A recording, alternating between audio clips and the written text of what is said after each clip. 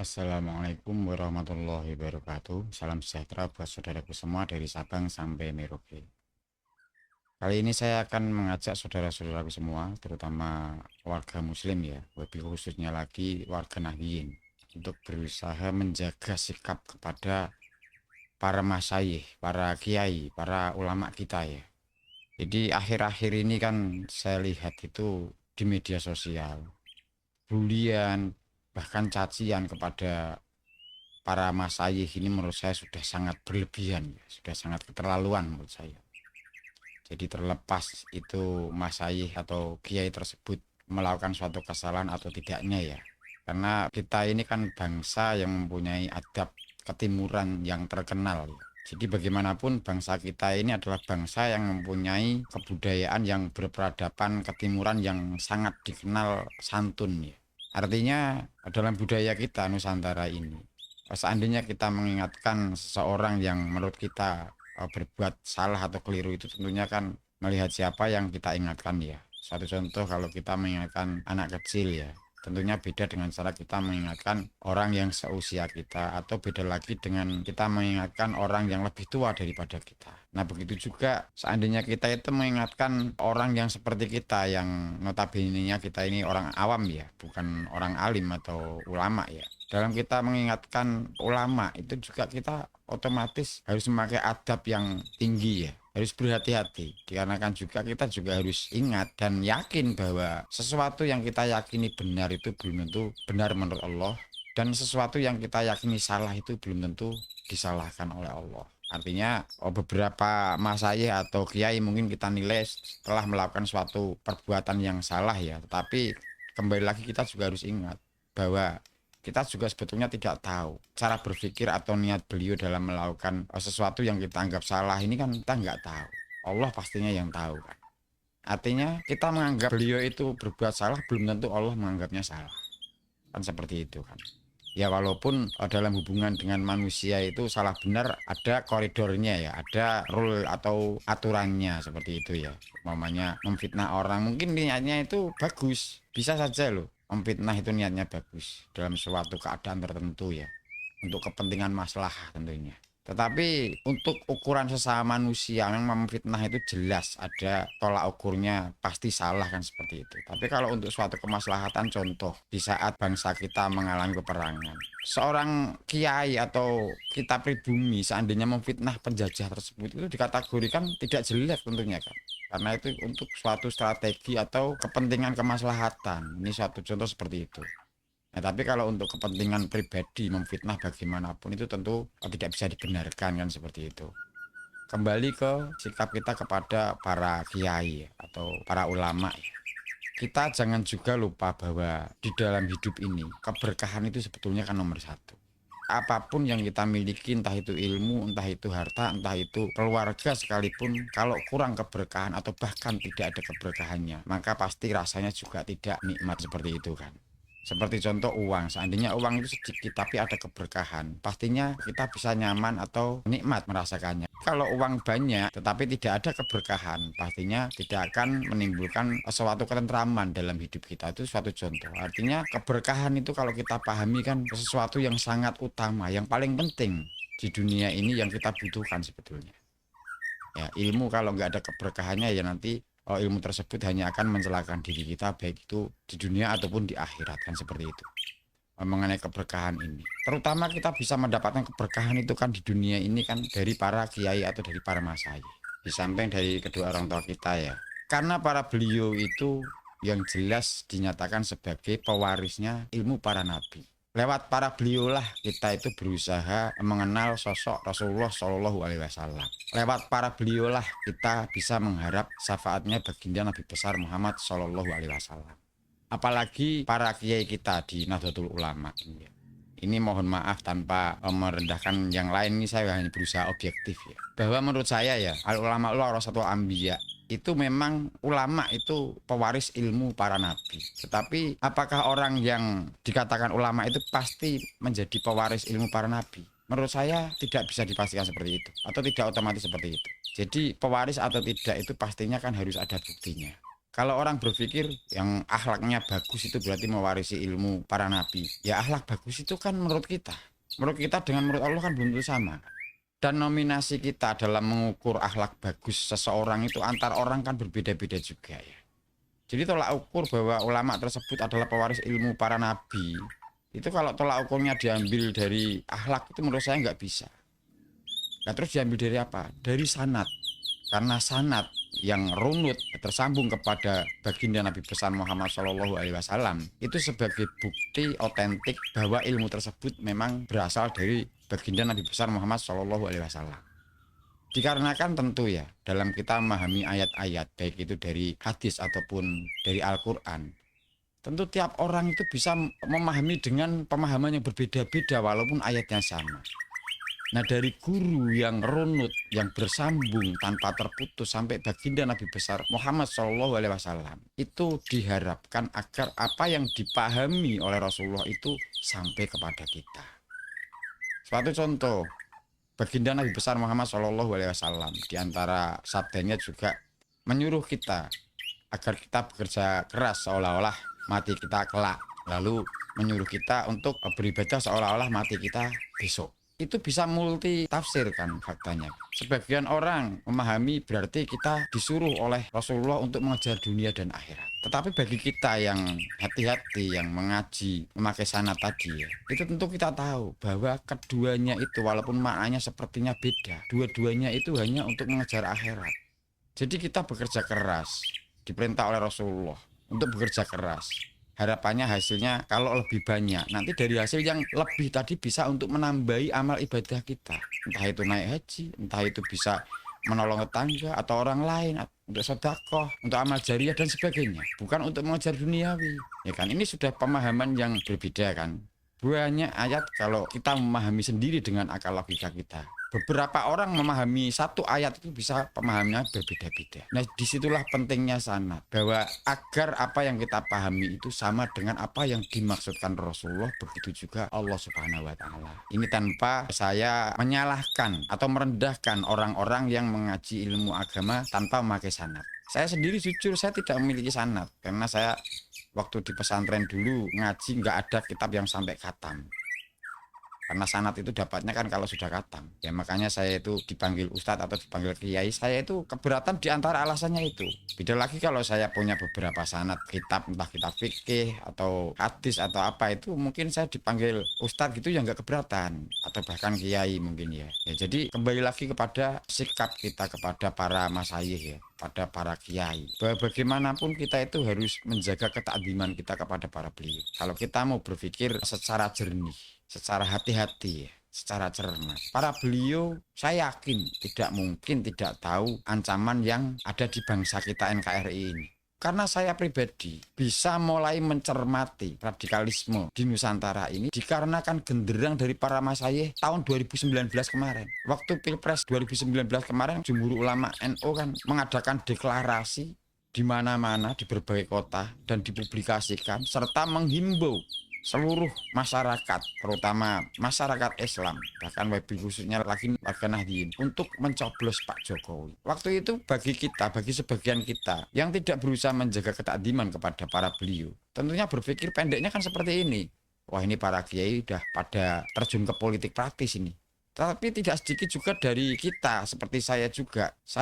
Wah ini pasti ada apa-apa ini dengan bangsa ini. Jumhur Ulama NU kok bisa menabuh genderang seperti itu? Ya kan akhirnya saya mencari tahu. Waktu itu belum kenal YouTube. Saya mencari tahu di grup-grup Facebook. Akhirnya saya aktif di situ selama tidak kurang dari 3 bulan waktu itu. Ikut perang narasi dengan kelompok-kelompok radikalisme yang diantaranya HTI, FPI, Salafi, Wahabi.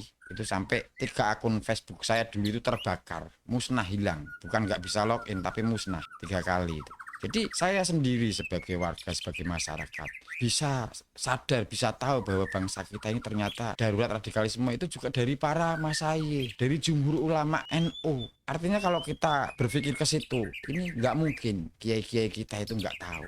Kita kan nggak harus tahu strategi para beliau dalam menyikapi ini. Kalau tahun 2019 itu sudah terkategorikan genting, apalagi sekarang. Lebih genting lagi kan, atau jauh lebih genting lagi sekarang kan. Otomatis strategi para beliau yang tahun 2019 saja sebagian dari kita tidak bisa membaca bahwa strategi itu merupakan strategi beliau dalam politik kebangsaan kan, bukan politik praktis kan. Apalagi sekarang, pastinya strategi para beliau itu tidak mudah untuk kita baca jika kita tidak berusaha menjaga husnudon kita dan hati-hati serta cermat. Paling tidak sekarang begini, kita husnudon kepada para beliau. Kecuali kalau ada dari beliau yang memang jelas-jelas kategorinya itu mengkhianati bangsa ini, beda lagi. Tapi kalau sekedar seperti contoh Kiai Marzuki Mustamar ya, beliau dulu memang dengan sekarang kebijakan tentang politiknya berbalik arah. Kalau kita memahami pelan-pelan, ini mungkin memang keadaan yang menjadikan seperti itu. Artinya yang dicari yang untuk kemaslahatan bangsa ini. Suatu contoh saya berpikir seperti ini. Ini para Kiai Jawa Timuran, paling tidak Kiai Lirboyo, Kiai Pelosok, Kiai Jombang itu pondok-pondok besar kan itu kan. Kalau pondok Jombang itu kan malah cicit-cicitnya pendiri Nahdlatul Ulama kan. Kebanyakan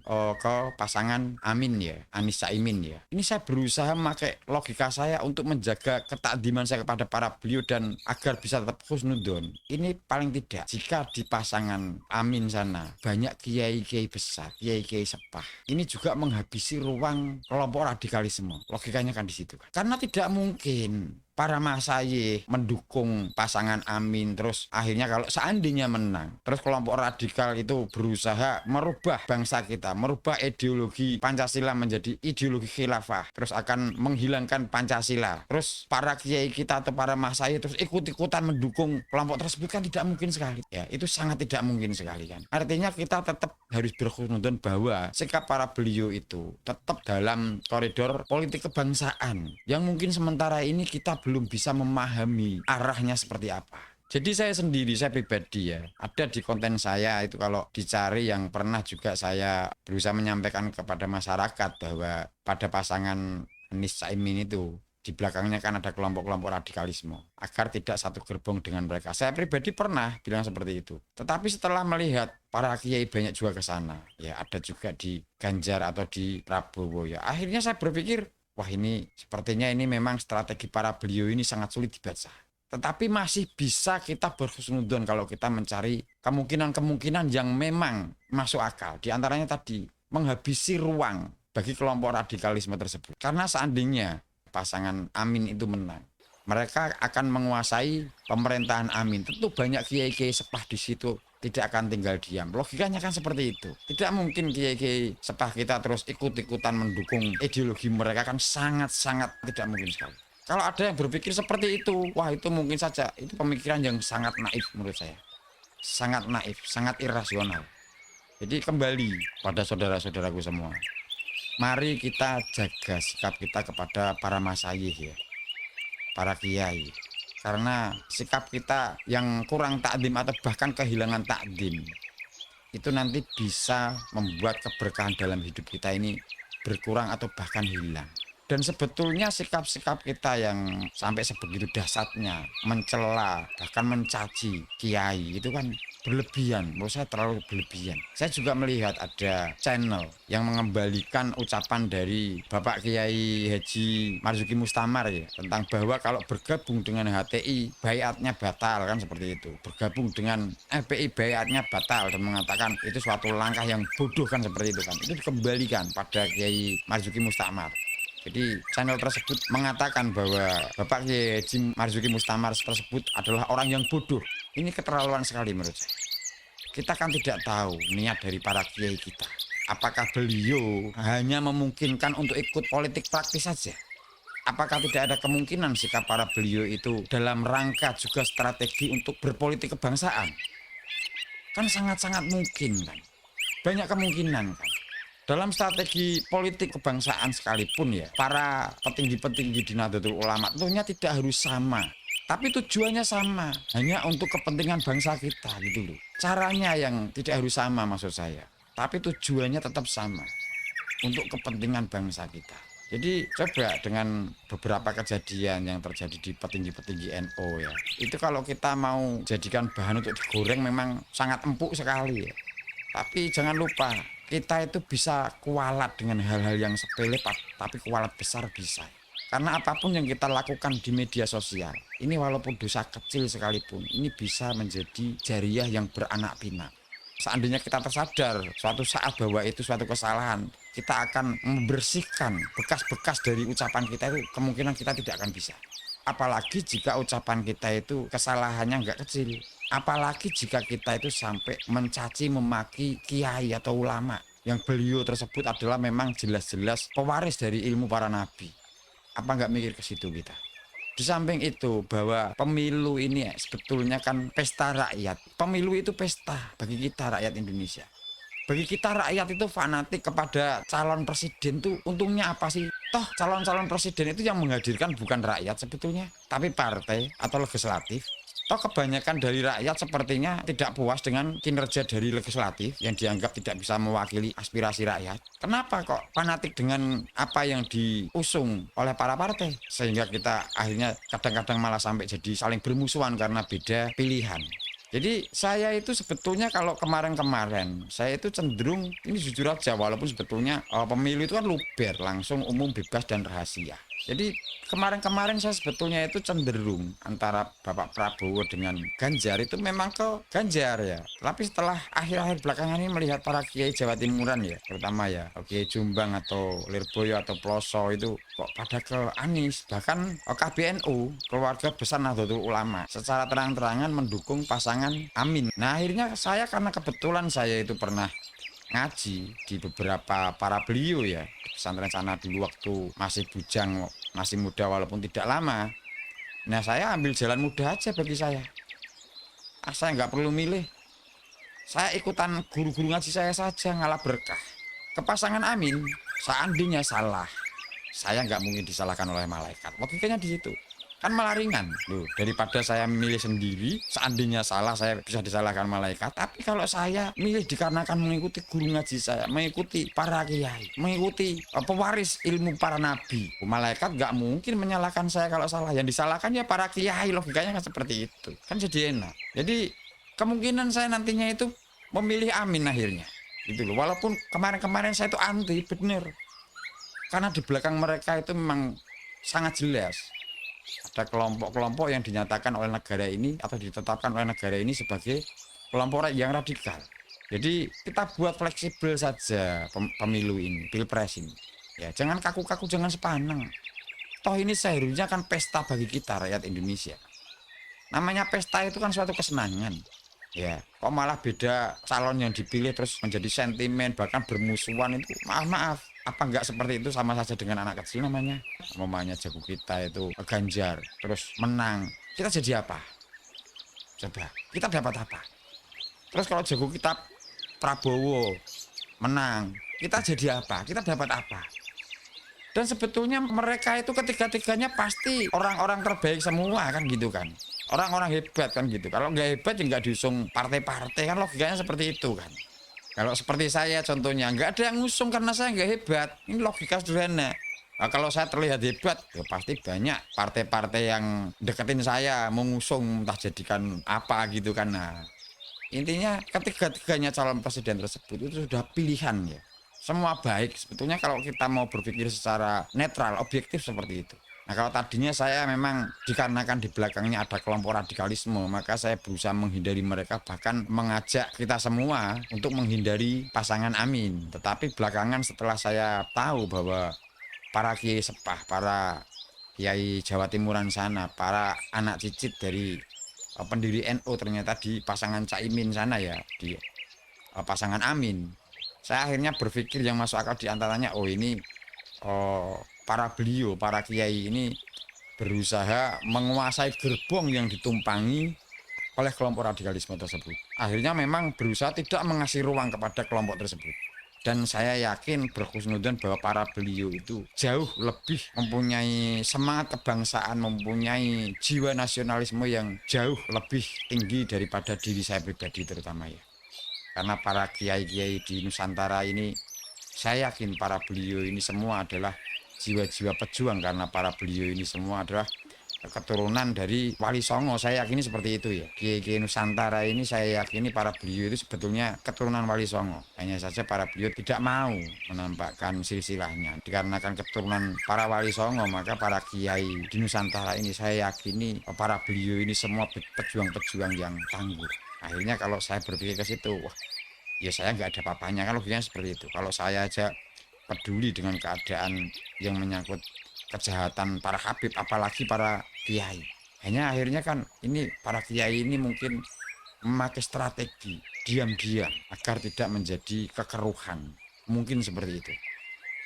Nah, kita berjuang dengan cara kita saja untuk andil menjaga bahkan membela NKRI yang kita cintai ini ya.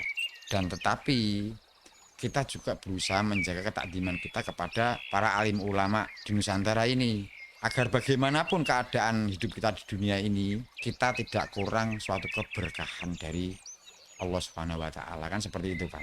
Kalau kita sikap kita, ketakdiman kita kepada para alim ulama sudah rendah atau bahkan hancur, maka kemungkinan hidup kita ini akan sangat kurang keberkahan atau bahkan kehilangan keberkahan dalam hidup kita. Jadi kembali, jika seandainya ada sikap atau perbuatan dari orang alim ya, yang sekiranya menurut kita salah, seandainya kita mau mengkritisi atau mengingatkan, itu kita jangan lupa adab kita. Karena bangsa kita ini bangsa yang terkenal berperadaban tinggi. Adat ketimurannya itu berbudi luhur yang tinggi.